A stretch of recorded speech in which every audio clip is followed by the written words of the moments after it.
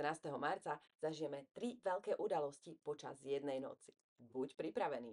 Zostáva nám len pár dní do silnej zmeny, na ktorú väčšina z nás nebude pripravená. Nie je to len akákoľvek udalosť, je to kolízia energií, ktoré sa nabaľujú a zosilňujú všetko. Táto zmena sa nedeje len okolo teba, táto zmena sa deje s tebou a v tebe. A na začiatku to možno, že nebude ľahké, ale ak si pripravený, zdvihne ťa to spôsobom, ktorý si ani nedokážeš predstaviť. Za 3 dní zažijeme spln v panne, čo je mimoriadne silný čas na štruktúru, poriadok a jasnosť. A k tomu máme ešte úplné mesačné zatmenie a ešte k tomu červený mesiac. A toto všetko sa deje v jeden a ten istý deň. A to nie je normálne. To je portál.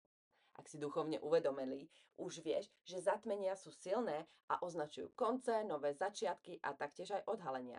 A ak toto všetko skombinuješ so splnou a intenzitou červeného mesiaca, vznikne kombinácia pre obrovské transformácie. 14. marec je bod zvratu. Je to moment, v ktorom nás vesmír doslova tlačí, aby sme urobili krok vpred. A ak to ignoruješ, môžeš niečo veľké prepásnuť. A tí, ktorí pochopia, ako pracovať s touto energiou, zažijú neuveriteľné zrýchlenie na svojej ceste.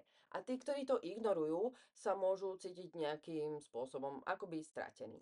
Ale to, čo sa stane v tejto noci, je len začiatok. Ak sa na to nepripravíš správne, nebudeš schopný zvládnuť to, čo príde potom. Červený mesiac je viac než len farba. Je to znamenie, je to varovanie, je to zmena, je to posun, shift v realite. A po celé stáročia staré kultúry považovali červený mesiac za znamenie hlbokých zmien, kozmickej preorientácie a neočakávaných zvratov osudu.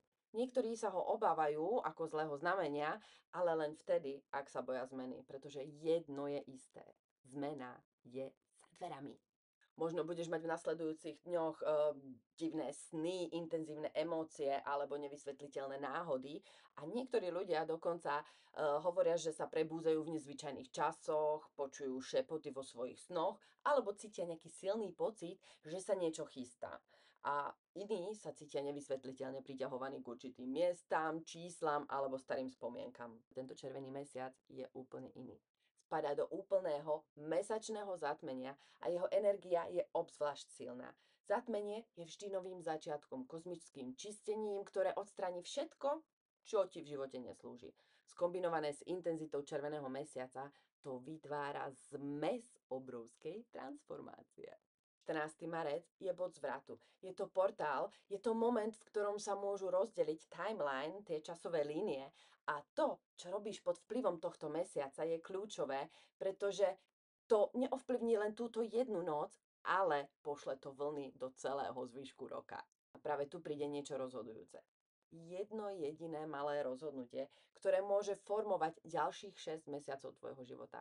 Stojíš na križovatke. Energia tohto momentu je tvarovateľná a čaká na to, aby si ju sformoval. A namiesto toho, aby si vytváral nejaký dlhý zoznam cieľov, vyber si jedno jediné slovo, ktoré definuje tvoju cestu na ďalších 6 mesiacov. Čo potrebuješ najviac? Možno je to sila, rast, sloboda, zdravie, láska, úspech. To je jedno. Napíš si to a umiestni to na miesto, kde to denne vidíš. Na chladničku, na toaletu, na stenu, keď sa ráno zobudíš a tak ďalej. Napíš, nalep, pozeraj. Neúplná alebo nedoriešená energia je ako otvorené dvere v búrke. Ak ich teraz neuzavrieš, vôbec nebudeš rád s tým, čo cez ne prejde po tejto transformácii. Takže teraz nie je čas nechať veci nedokončené. Ak si niečo odkladal, nejaké rozhodnutie, projekt, rozhovor, čokoľvek, dokonči to. Okamžite teraz, pretože po 14. marci všetko, čo zostane otvorené, bude v tvojej energii. Áno, bude ti to robiť záťaž v tvojom energetickom poli a bude ťa to držať v minulosti, zatiaľ čo vesmír ťa bude ťahať vpred. Neúplná alebo neukončená energia ťa bude brzdiť. Takže uzavri všetky otvorené veci. Ak je niečo, čomu si sa vyhýbal, nejaký ťažký rozhovor, nejaký záväzok alebo jednoducho neporiadok v tvojom byte, postaraj sa o to, aby s príchodom novej zmeny bolo všetko vyriešené a uzatvorené. Pretože nejde len o tie vonkajšie zmeny, nie. Ide o to, čo si so sebou zoberieš do toho nového cyklu. A to zahŕňa aj riešenia a rušenia a veci, ktoré ti kradnú čas. Ja? Ako napríklad nejaký zlý návyk alebo toxický vzťah, neustále scrollovanie na telefóne. To všetko ťa drží v stagnácii a to, čo nemá skutočný účel, nechaj proste odísť. Slova sa teraz v priestore pohybujú rýchlejšie ako zvyčajne a to, čo vysielaš, to sa ti vráti naspäť. A práve preto si vyber starostlivo, kým sa táto energia stane tvojou stabilnou.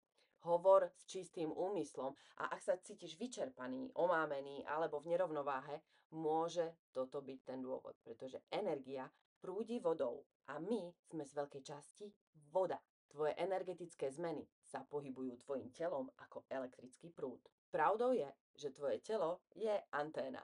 Čím viac si v rovnováhe a dobre hydratovaný, tým jasnejší je tvoj signál na vonok. A ak si dehydratovaný, energia sa ti môže zadržať. Cítiš sa ťažkopádne, pomaly alebo nejako handicapovaný, môžeš mať problémy s koncentráciou, napätím alebo nejaké emocionálne turbulencie. Ale ak si dobre hydratovaný, všetko pôsobí plynulo, všetko prúdi plynulo, pretože integruješ energiu hladko a si bdelým a intuitívnym a viac v súlade s touto zmenou. Takže sa priprav na tento spln, pretože nie je to len o vonkajších zmenách. Ide o to, ako ich spracuješ. Vlna tejto energie určite prichádza a otázkou nie je, či ťa to zasiahne, ale či si pripravený. A väčšina ľudí určite nebude. Budú sa cítiť vyčerpaní, náladoví, budú mať nejakú divnú a nepokojnú energiu a nebudú vedieť prečo. To znamená, že keď v tento deň príde moment, neváhaj. Ak sa objaví nejaká náhla myšlienka, ktorá je dôležitá, napíš si ju. Ak cítiš, že sa máš niekomu ozvať, urob to. Ak sa objaví nejaká príležitosť, využij ju namiesto toho, aby si ju ignoroval. Pretože keď sa tak zamyslíš, koľkokrát si ignoroval svoj inštinkt, koľkokrát si dostal potvrdené, že to, čo si myslel na začiatku, tak aj bolo. No a tieto momenty už nechceme prepásnuť, takže teraz počúvaj, konaj a vesmír zmení tvoje zvyky. Môžeš to prijať, alebo sa len nechať unášať. Pretože 14. marec nie je len ďalšia udalosť. Je to reset. Reset neberie ohľad na to, či si pripravený alebo nie. Ak tvoj život ide stále v moduse autopilot a ty sa stále točíš v tom istom kruhu, teraz je ten správny moment. Moment sa stane, či si pripravený alebo nie.